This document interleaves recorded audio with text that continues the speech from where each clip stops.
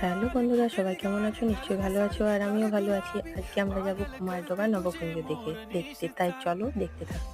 তো আমরা এসে পৌঁছে গেছি, আর এখানে অনেকগুলো ঠাকুর করেছিল, আর এই দেখো 9টা আট চালাও হয়েছিল এখানে।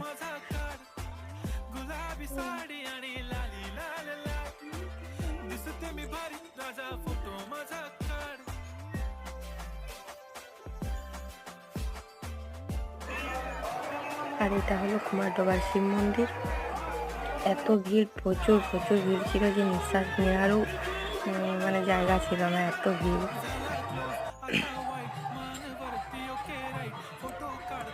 ভিডিওটা কেমন লাগলো জানিও, ভালো লাগলে লাইক কমেন্ট শেয়ার করে দিবে, সাবস্ক্রাইব করে দিবে এখনো যারা সাবস্ক্রাইব করেনি।